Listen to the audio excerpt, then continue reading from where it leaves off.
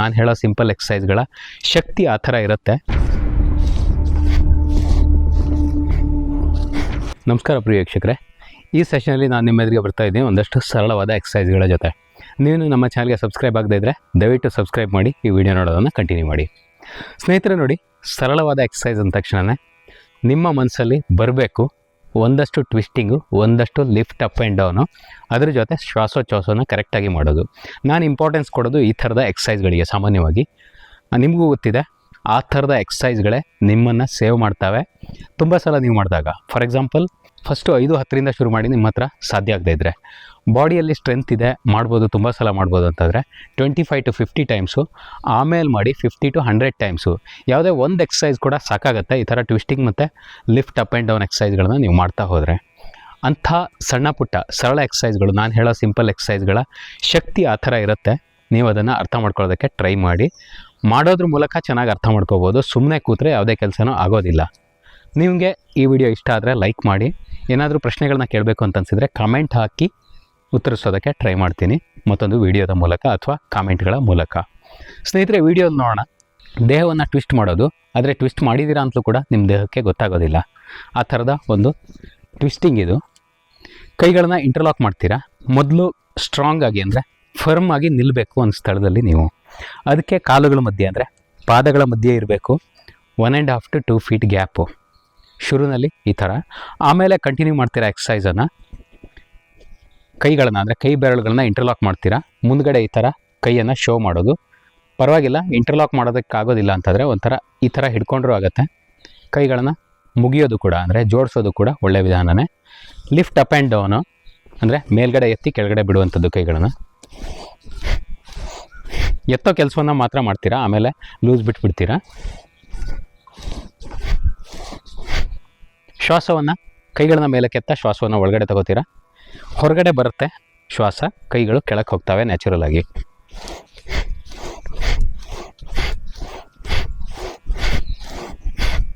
ಈ ಥರ.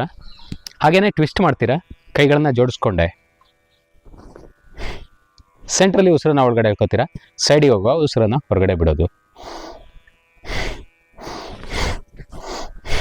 ಅಕ್ಕಪಕ್ಕಗಳಲ್ಲಿ ಕೈಗಳನ್ನ ಈ ಥರ ಆಡಿಸುವಂಥದ್ದು, ತಿರುಗಿಸುವಂಥದ್ದು.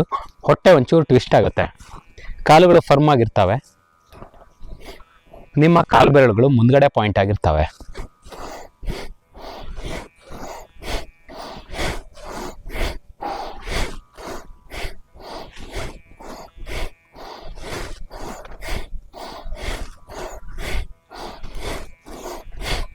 ಮಾಡೋದ್ರಿಂದ ಪ್ರಯೋಜನ ಏನು? ಎಕ್ಸಸೈಸನ್ನು ಮಾಡಿಬಿಡ್ತೀರಾ. ನಾನು ಒಂದಷ್ಟು ಹೇಳ್ತಾ ಹೋಗ್ತೀನಿ. 5-10 ಬಾರಿ ಮಾಡಿದ್ರಿ ಅಂತ ಅಂದ್ಕೊಳ್ಳಿ. ಎಡಕ್ಕೆ 5 ಬಾರಿ, ಬಲಕ್ಕೆ 5 ಬಾರಿ, ಟೋಟಲ್ಲು 10 ಟೈಮ್ಸು, ಅಥವಾ 10+10 20 ಟೈಮ್ಸು.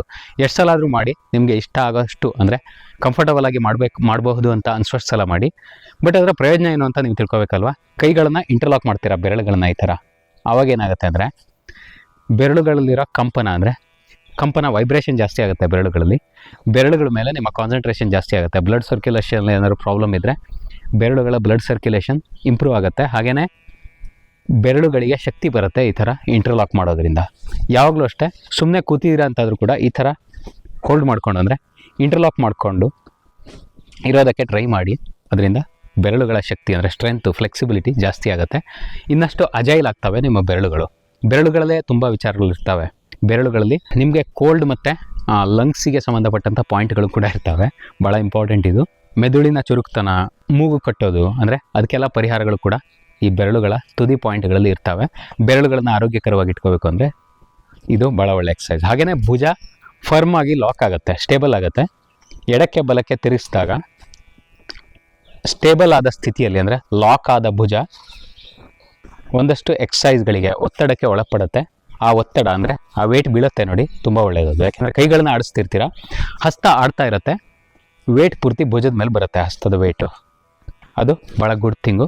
ಸ್ವಲ್ಪ ಭುಜದ ಮೇಲೆ ಒಂಚೂರು ಪ್ರೆಷರ್, ವೇಟ್ ಏನೋ ಬೀಳ್ತಾ ಇರಬೇಕು.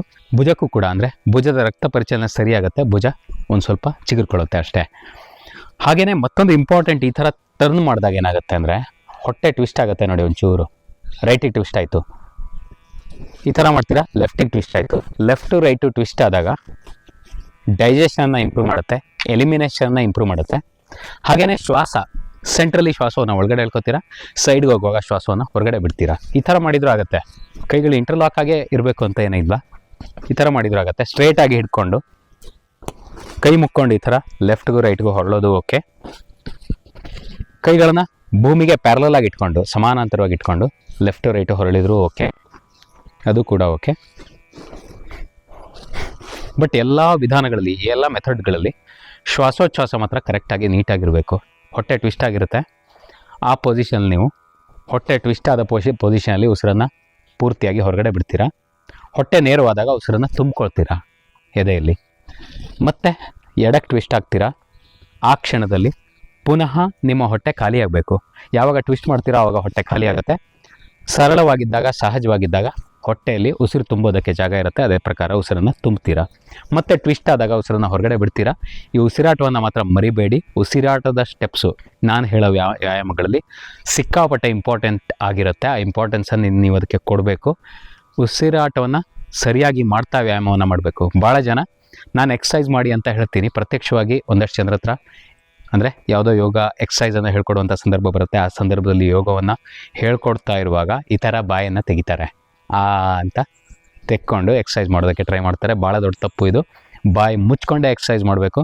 ಊಟ ಬಾಯಲ್ಲಿ, ಮಾತು ಬಾಯಲ್ಲಿ, ಶ್ವಾಸೋಚ್ಛ್ವಾಸ ಮೂಗಿನ ಹೊರಳೆಗಳ ಮುಖಾಂತರ. ಈ ಸ್ಟೆಪ್ಸನ್ನು ನೆನ್ಪಿಟ್ಕೊಳ್ಳಿ.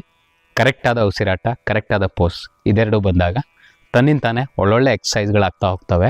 ಆ ಒಳ್ಳೊಳ್ಳೆ ಎಕ್ಸಸೈಸ್ಗಳು ನಿಮ್ಮ ಆರೋಗ್ಯವನ್ನು ಇಂಪ್ರೂವ್ ಮಾಡೋದಕ್ಕೆ, ನಿಮ್ಮನ್ನು ಆ್ಯಕ್ಟಿವ್ ಆಗಿಡೋದಕ್ಕೆ, ಚುರುಕಾಗಿಡೋದಕ್ಕೆ, ನಿಮ್ಮ ಕಾನ್ಫಿಡೆನ್ಸನ್ನು ಜಾಸ್ತಿ ಮಾಡೋದಕ್ಕೆ, ಮೆಂಟಲ್ ಕಾನ್ಫಿಡೆನ್ಸನ್ನು, ಅದ್ರ ಜೊತೆ ದೇಹವನ್ನು ಇನ್ನಷ್ಟು ಶಕ್ತಿಶಾಲಿಯಾಗಿ ಸ್ಥಿರವಾಗಿ ಮಾಡೋದಕ್ಕೆ ಸಹಾಯ ಮಾಡ್ತವೆ. ಗ್ಯಾಸ್ಟ್ರಿಕ್ ಇರೋದಿಲ್ಲ, ನೋವುಗಳು ಕೂಡ ದೂರ ಆಗ್ತವೆ ಒಂದೊಂದು ಎಕ್ಸಸೈಸ್ಗಳನ್ನು ಅಂತ ಹೇಳ್ತಾ ವಿಡಿಯೋನ ಎಂಡ್ ಮಾಡ್ತೀನಿ. ಹರಿ ಓಂ.